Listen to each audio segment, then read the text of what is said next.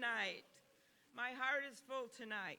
While there are still ballots left to count, we have beaten the odds every step of the way. We have done it on the merits, we have done it with ideas, and we have done it with hard work, because we are resilient and strong as the people of this great nation. Thank you to our incredible staff and our unstoppable volunteers, my wonderful husband John, our daughter Abigail, and the people of New Hampshire. Because of you, we are taking this campaign to Nevada.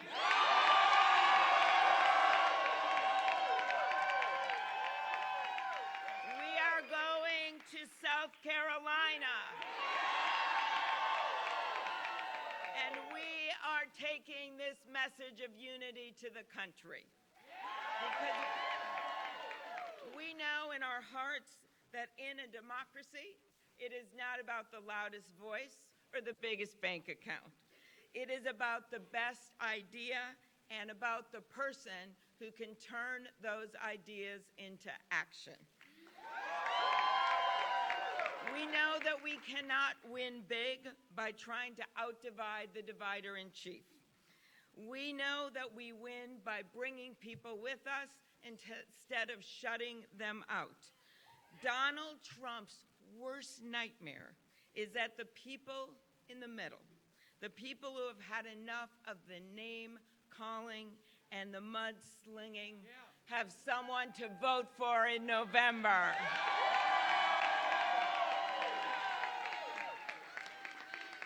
I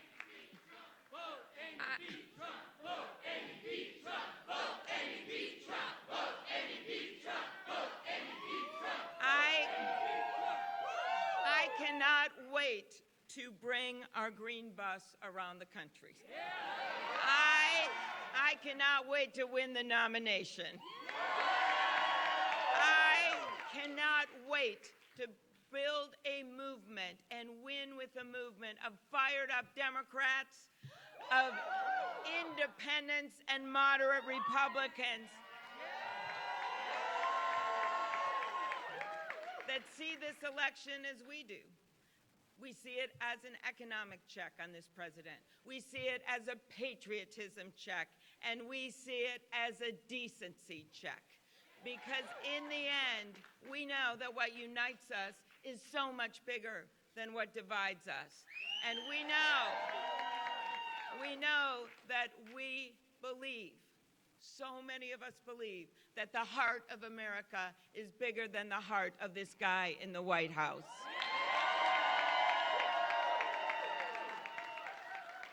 Tonight is about grit, and my story, like so many of yours, is one of resilience. I announced my candidacy in the middle of a Minnesota blizzard, and there were a lot of people that predicted I wouldn't even get through that speech, but not the people of my state and not the people of New Hampshire.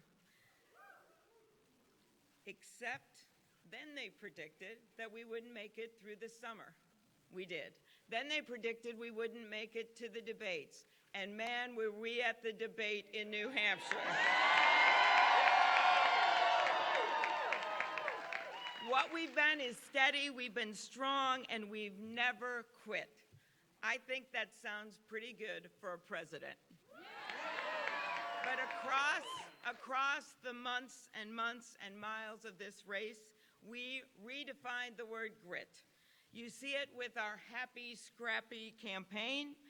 You saw it in our 10-county, 30-hour tour in the middle of a nor'easter. Let's not forget that.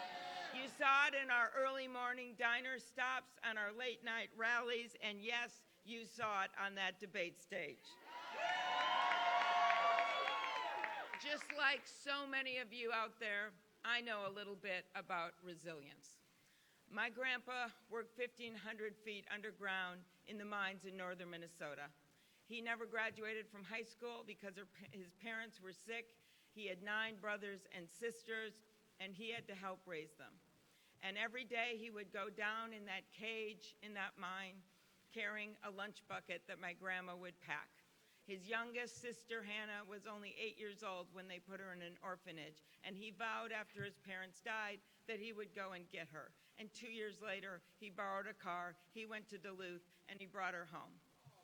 He and my grandma saved money in a coffee can in their basement to send my dad to a 2-year community college. My dad then became a newspaper man. My mom, she was born in Milwaukee, the site of our next convention. And she came to Minnesota and taught 2nd grade until she was 70 years old. And I still meet people that say she was their favorite teacher. So I stand before you today as a granddaughter of an iron ore miner, as a daughter of a teacher and a newspaper man, as the first woman elected to the U.S. Senate from the state of Minnesota, and a candidate for President of the United States.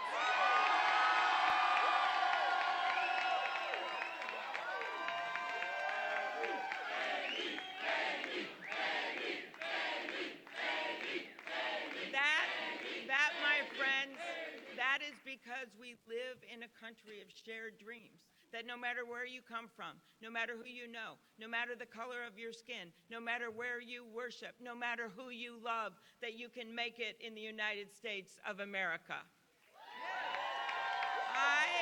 I didn't have a perfect life. My dad struggled with alcoholism his whole life, and by the time John and I got married, he got his 3rd DWI. And then the judge said to him, you got to decide jail or treatment. And he chose treatment. And in his words, he was pursued by grace. I believe that everyone in this country should have that opportunity to be pursued by grace.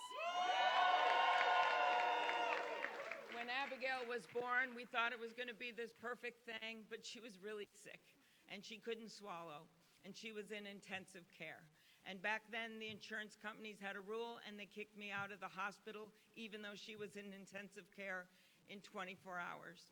And a few months later, I went to the legislature, worked with a number of legislators, and we passed one of the first laws in the country guaranteeing new moms and their babies a 48-hour hospital stay.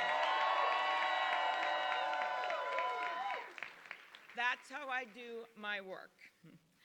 And as my friend Elizabeth noted earlier tonight, people told me, just like they told her, that they didn't think a woman could be elected. In my case, it was elected to the U.S. Senate. No woman had ever done it before. But I came back, I defied expectations, and I won. And I have done it. And I have done it over and over again in the reddest of red districts and the bluest of blue districts. And when I got to the U.S. Senate, people told me, oh, it's so hard to get things done. Well, in that gridlock of Washington, D.C., I have passed over 100 bills as the lead Democrat because I did not give up. And tonight in New Hampshire, as everyone had counted us out, even a week ago, thank you, pundits, I came back and we delivered.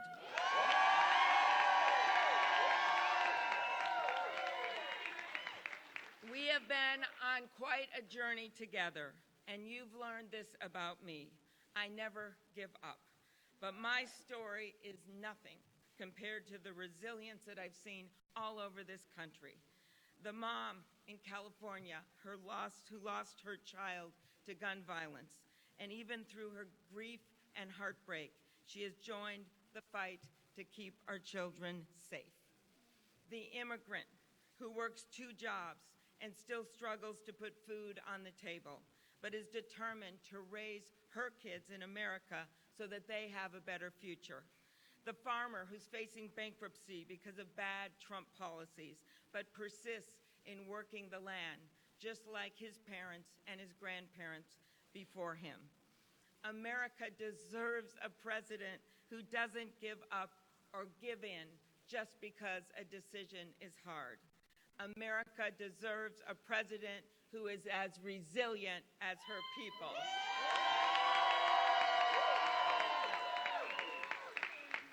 America deserves a president who's going to take on the challenges of our time: climate change and affordable education and college, immigration reform, justice and democracy, and yes, bringing down the cost of health care. Our country cannot take another 4 years of Donald Trump. The rule of law can't withstand another 4 years of a president who thinks that he is above it. Our collective sense of decency can't handle another 4 years of a president who doesn't care about it. Our democracy can't tolerate another 4 years of a president who wants to bulldoze right through it.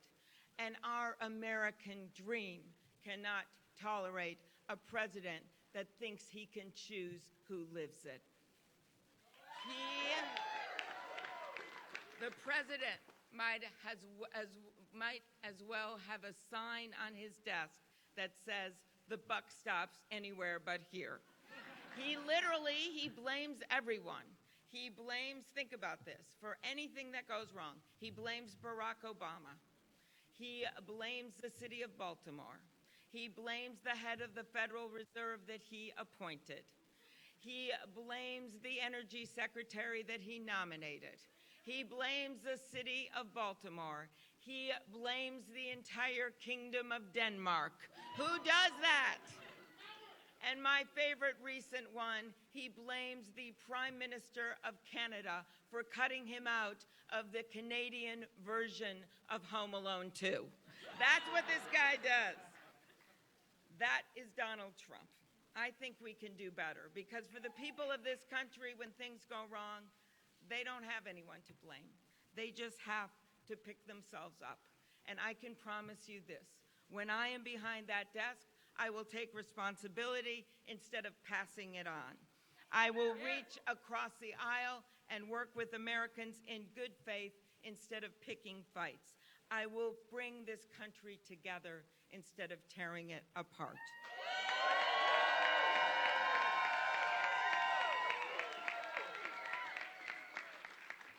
Some of you have heard the story about Franklin Delano Roosevelt. So he was beloved, and when he died, they put his body on a train, and it went through the countryside to Washington, D.C. And people would spontaneously stand next to those rail tracks to show their respects. And the story goes that one guy was standing there sobbing. Regular guy, had his hat across his chest. And this reporter says to him, "Sir, did you know President Roosevelt? Do you mind me asking, did you know him?" And the guy says, "No, I didn't know President Roosevelt, but he knew me. He knew me." That is what's lacking right now in the White House. That empathy, that ability of a president to put himself or herself in the shoes of the people of this country. What is lacking is that sacred trust between the people of this nation and the President of the United States. And my friends, I will restore that trust. If you are having trouble deciding between filling a prescription or filling your refrigerator with food, I know you, and I will fight for you. If you cannot decide how you're going to stretch that paycheck to pay for your rent or pay your mortgage, I know you, and I will fight for you.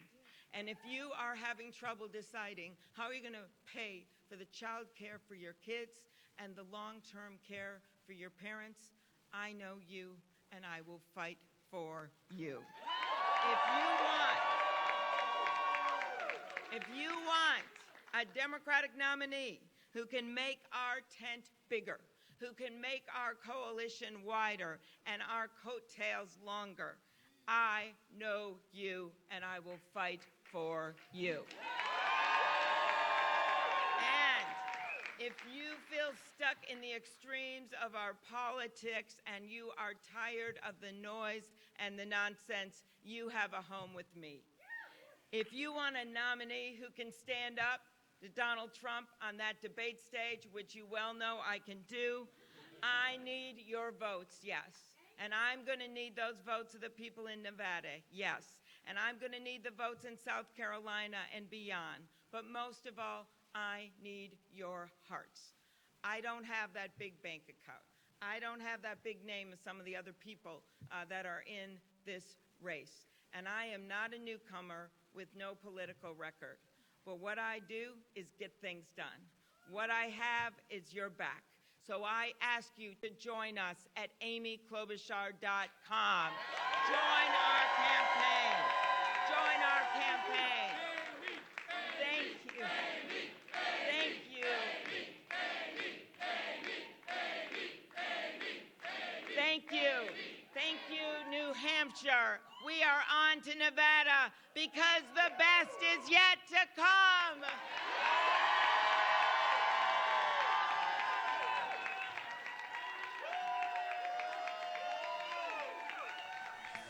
Now, I want to thank a few people before we start the music and everything who have been here with me in New Hampshire from the very beginning. And I am so proud to have their help and support. It has meant the world. First of all, my great state director, Scott Merrick, right over here. And my campaign manager and our team, Justin Bowen. And our team up here and all the incredible staff in New Hampshire that beat the odds when everyone counted us out. You never did. And then I want to thank the incredible group of endorsers, so many legislators and former legislators and mayors and local officials that I can't name all of them, but I will name a few. Councilor Deborah Pignatelli, thank you, Deborah. Deborah Pignatelli, who is so well respected, introduced me up here today. Thank you. Joe Foster, the former Attorney General of New Hampshire, right over there. State Senators Jay Kahn and Jean Deach. Thank you to both of you. Former Brigadier General Kevin Ryan, as well as Ambassador Jim Smith, who barnstormed the state for us.